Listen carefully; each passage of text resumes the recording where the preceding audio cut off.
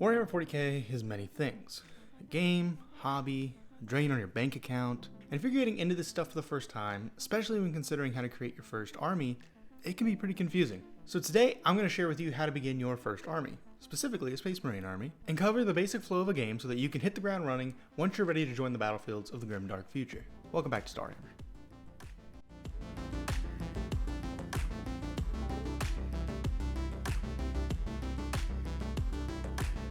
Space Marines are the most played faction in tabletop 40k, and for good reason. Their rules are super easy to learn, their models are usually simple to paint, and they have some of the best points to model ratios of any other army. This means that you're getting a lot of bang for your buck when it comes to picking units to put into your list and what you'll get out of them on the field. But I'm getting ahead of myself. Let's talk about points and list building real quick. To run an army, you need to make a list. This consists of characters, battle line units, transports, other units, and any allied units that can tag along, such as Imperial agents or knights. You need a character to be your warlord, essentially your commander. After that, you'll choose battle line units. These guys are sort of your standard infantry, such as assault troops or tactical squads. Then, other units are your more specialized marines, like hellblasters or vehicles. We won't worry about allied units in this video, but for reference, those are units from outside your army that you can bring in as part of your list. They're sometimes governed by their own set of rules and limits, so just be sure to read up on anything you want to tag along to make sure that they fit well into your list that you're trying to build.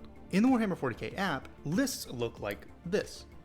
It's all broken down and organized to be pretty self-explanatory, and all the units are in their appropriate sections for easy viewing. Each list also has a point limit, which is determined by the size of the battle. You've got Incursion, which is 1,000, Strike Force at 2,000, and Onslaught for 3,000. Each unit you put into a list has a dedicated points value, and you need to stay around your points limit for the battle when making a list. For example, if you're running a 1,000 point game and a 5-man intercessor squad costs 80 points, you have 920 points of units left that you can play with. Sometimes you'll be a little under or over, as it's sometimes not possible to get a perfectly even list. That's okay. Just make sure it's communicated with your opponent first so that nobody is at an advantage or disadvantage when it comes to points. With my group, we usually allow a 10-point difference in lists so that everyone has a little wiggle room to run their dream team and have the most fun. But never assume. Make sure it's cool with other players first. When you build a list, there's limits to what you can put in it. Only one named character is allowed in a given list. Only 3 instances of unnamed characters or other units are allowed. And battle line units are cool, so you can have as many of those as you like. One thing to keep in mind, however, is that you can't put chapter-specific units in a list that isn't their own. So no Grimaldus or Guilliman is going to be going into a Dark Angels army because they belong to the Black Templars and the Ultramarines. List building is pretty straightforward, but what about deciding what sort of units to put in it? Well, Space Marines have a little bit of everything to choose from, which is part of the reason they're such a great beginner army. You've got devastating tanks, stalwart defenders, and everything in between. And this is the part where your wallet's gonna cry. GW models are expensive. There's a reason the poors don't get into this shit, and $39 for a single fucking dude is a big part of that. But no worries, because Warhammer is for everyone, including plebeians like yourself. For the purpose of this video, I'm going to be referencing official kits, but if you have a 3D printer, that's going to save you a ton of time and money. STL models are typically free, but the fancier ones may cost you a few bucks. Thingiverse, Cults 3D, and My Mini Factory are 3 great places to find models, with Cults being my personal favorite. Doing Warhammer like this also supports individual artists and even your own friends who might have a printer if you don't. Kick a couple bucks their way and feel good about helping real people and not massive corporations. I'll drop the links to the sites down below in the description and pinned comment. Do keep in mind, GW stores and most tournament scenes won't let you run printed models. My local GW store is cool with printed parts on a model, like a cool helmet or shoulder pads, but not the model itself. For official kits, you can either go through your local GW store or their site, which you'll usually have to do if you're looking for anything rare or online only. If you go to Amazon, you can typically get most kits a little cheaper, around 10% or more depending on the box, but rarely ever over 20% off if you're lucky. I recommend going to your local mom and pop game shop and buying everything you can from there, especially if you're going to be using their space to play your games. Okay, so usually, when starting an army, a great place to start is to get a combat patrol box. Every army has one, and some are better than others, but in this case, I think we should use the 10th edition Dark Angels Combat Patrol. Combat Patrol boxes are great because they provide you with a unit, or more, of each category on your list. In this Dark Angels box, we're looking at a Captain and Gravis armor for a character, 10 Intercessors for battle line, and Hellblasters and Blade Guard vets for your other units. We're taking this box because it has a very nice mix of ranged, melee, and utility. It leans a bit heavily into the range side of things, but that's alright. This box has about 560 points worth of value, which is a pretty good start, but let's see if we can get it up to 1k. And here's what it looks like in the list so far. I'll go through this list and explain why this mashup of particular units in the box is a good one. Your Captain in Gravis armor is a tanky little guy with solid loadout options, especially on the melee side. He grants a unit he's leading a free stratagem once per battle. But keep in mind, he can only be assigned to specific units that will act as his bodyguards. This is true for any leader, and you can see what valid friends they can join under their leader tab. The Gravis guy being in a box of regular dudes isn't great, but we'll remedy that in just a second. Intercessors are a slept on unit, in my opinion, and you've got enough in the box to make either a squad of 10 or 2 squads of 5. They're nothing special when it comes to weapons, with the options to run a grenade launcher in addition to their bolters, and the sergeant being able to use some cool melee weapons. Their weapons do have assault and heavy, meaning they can get to advance and shoot, or get to a bonus to hit if they don't move. But the key thing here is their ability objective secured. Essentially, if you control an objective at the end of your command phase while this unit is within range of it, you have sticky objectives, meaning you don't have to keep a unit on that point to keep getting points from it. You can direct your forces elsewhere and it'll stay yours until it's contested by your enemy. That's really damn nice and gives you one less thing to worry about. Keep one of these guys on your back objective at the start of the game so you can secure it and move on to bigger and better things. Blade Guard vets are your dedicated melee unit, and they're pretty good at holding down a point. They only have pistols for range, but those swords pack a punch, and they have a 4-up invuln save that they can use should they get hit with a bunch of AP. Each fight phase, they can choose between one iteration of the Blade Guard ability, allowing them to either reroll a hit roll of 1 on melee attacks, or reroll an invuln save of 1. These guys are meant to plop down on a point and hold the line. They can take some punishment, and they can dish it out too. Hellblasters are one of my all-time favorite units. Hey guys, Editing Colin here. In the video, I said there was a 10-man squad in the Combat Patrol box. It's actually a 5-man squad. I am going to make this a list running 10 Hellblasters, so 2 or 1 big squad. Just clearing that up going forward. Anyway, back to the video. Their plasma incinerators get assault and heavy like the intercessor bolters, but with 20 attacks total of high strength, high AP plasma that you can fire standard or supercharged if you're feeling ballsy. Their For the Chapter ability allows you to roll a d6 each time a model is destroyed, and on 3-up, that model gets to shoot back before being removed. We're going to play with that mechanic a little bit more in just a moment, but I hope you can see why these guys are so expensive on points and why they're simply one of the best assault and defensive units that you can run with their absolutely disgusting amount of ranged combat damage they can do. So now that we've covered what's in the box, what can we add to get to our 1,000-point goal?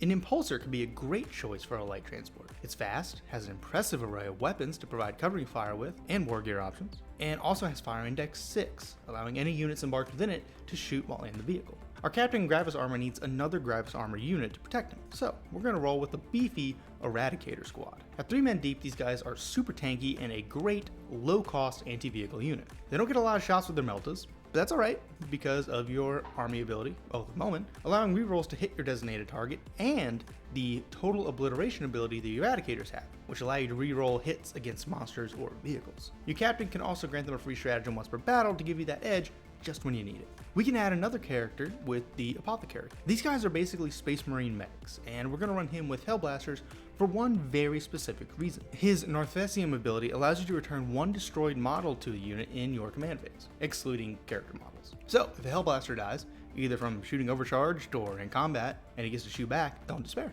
You'll be able to bring him right back for a chance to redeem himself. This isn't nearly as good as something like Necron Reanimation, but it does help you keep the boys on a point for a little while longer, and ultimately that's what matters. And his weapons are alright too. Lastly, we've got our big Chad, the Redemptor Dreadnought. This is a pretty pricey addition to the list regarding points, but well worth it. His weapon options give you something for everything. His stat block is crazy good and allows him to stand up to even heavy weapons, and he can hold his own quite well in melee. His Duty Eternal ability even lets you subtract 1 from the damage characteristics of attacks that do manage to wound him, down to a minimum of 1. And that is what our list looks like now. Sitting at 1,005 points, just barely over our mark, which, at least to me and everyone I've ever played with, is well within our wiggle room allowed. This list gives you a little bit of everything so that you can fully experience the power that Space Marine armies bring to the tabletop, and all work together extremely well. Going off Amazon prices, this will run you about $383.89 USD. It's not including any upgrade sprues to make them not Dark Angels, but honestly, I just print those if you can. Otherwise, GW upgrade sprues are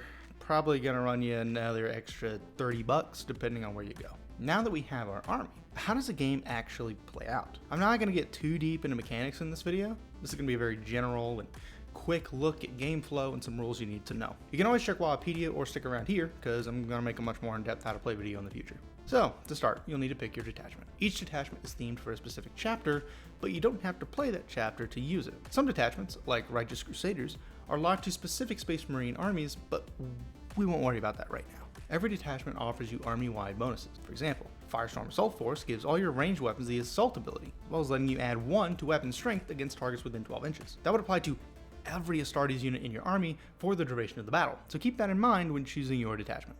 After you choose a detachment and you and your opponent deploy your troops, you enter the command phase. Not a ton goes on here, but you each gain a command point to use on stratagems throughout the game in every command phase. You'll find stuff like apothecary triggers here, certain stratagems, etc. This is where you'll take stock of your objectives as well. Later in the battle, you may have to resolve battle shock tests in this phase as well. You'll want to select a target for your Oath of Moment faction ability, which will let all your units get rerolls on that selected target. Battle shock tests occur when a unit gets below half strength. You roll 2d6, and you have to meet or beat that unit's leadership characteristic. If you pass, all's well. If you don't, that unit can't be the target of stratagems, can't control objectives, and can't fall back from melee without taking a desperate escape test and potentially taking casualties. Next up is the movement phase. That's pretty self-explanatory. This is where you move all your models, make fallback moves if you need to bail out of engagement range, and cross off any abilities that occur at this time. So be extra sure to check your data cards and abilities to make sure you aren't fucking yourself out of anything cool that could benefit you. A good example of this is the Warp Storms ability of the Knight Abominate, where you roll a d6 for each enemy unit within 9 inches of it, and on a 3-up, that unit suffers d3 mortal wounds. These are wounds you can't usually roll a save against, so the more of those you can dish out,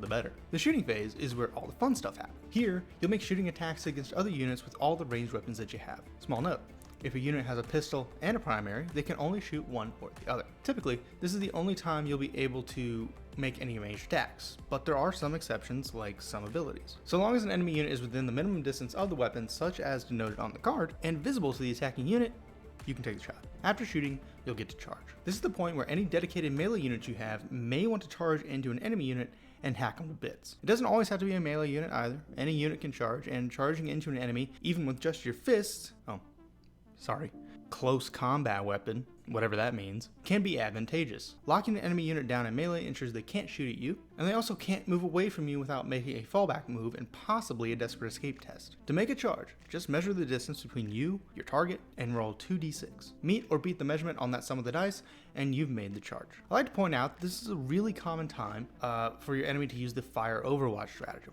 Essentially, for 1 CP, they can make a shooting attack against you before/after any normal, advance, fallback, or charge move if you're within range. There's a catch. They can only hit on a 6-up unless an ability states otherwise. Pro tip, if someone is charging at you or whatever, try declaring Overwatch with flame weapons, like an Infernus Marine Squad has. These are torrent weapons, which means you don't have to roll to hit and go straight to the wound step. So you can kind of bypass that hitting only on a 6-up thing and maybe do a little bit more damage. After charge, you get the fight phase. Here, you can pile in any models that didn't quite make it and move them up to 3 inches closer to your enemy. When making attacks, your guys need to be base to base with enemy models or base to base with a friendly model that is base to base with an enemy model. Charging units typically swing first. Your opponent swings back. On their turn, the defender will go first, unless you have a unit with the fights first ability. This is called being in engagement range. Unless you have pistols or a vehicle or monster, you won't be able to shoot or be shot at while engaged. You can only fire pistols at targets you're engaged with, while vehicles and monsters can shoot and be shot at while in engagement range, but shooters take a -1 to hit, and no blast weapons can be used. After everyone's swung, you can consolidate up to 3 inches to keep all your dudes engaged and the enemy locked down. And that's the gist of how a game would flow. That goes on for 5 rounds usually, and your first game will probably take several hours while you're learning, so don't sweat it. Take your time, make sure you don't miss anything on your sheets. So, you've got your models, and you got an idea of how stuff is going to go down, but you can't just have boring ass gray models running around all day. You gotta pretty those fuckers up. When it comes to painting, I like to use a mix of GW, Pro Acryl, Metal and Alchemy, and AK. Any old brush will do, and you can find some good starter sets for cheap on Amazon. Here's a couple of Sword Brethren I painted up for my Black Templars. Metal Alchemy was used for the armor, AK for the base, GW for the shading, trim, and additional details, and primed in Sear Gray Citadel Primer. Painting these guys up is a whole endeavor in of itself, but I find it usually pretty therapeutic. Throw on some Jazz Hop, or one of my videos. That would be cool. Grab a beer, and let your inner artist shine. If your first few suck, that's totally fine. This is one of the first models I ever painted compared to a more recent one. Just like learning the game, keep at it and you'll find your footing very quickly. The community is also always eager to show off paint jobs and share tips and tricks, so hop on Reddit or head to your local shop and see what's up. And that's all I've got for this one. It's pretty easy to get a Space Marine army started that can tackle just about any opponent, and for pretty cheap too, at least as far as Warhammer prices are concerned. If you're new to 40k, particularly Space Marines, I hope this video can give you a good spot to push off of as you take your first steps into this incredible world and outstanding community. I main Black Templar, so go watch my videos on them if you'd like to get into the very obviously best Space Marine chapter there is. Thanks for spending some time hanging out with me today. If you enjoyed the video, do me a solid, drop a like and subscribe. Check out my community tab for shitposts and shenanigans, and I'll see you in the next one. Toodles.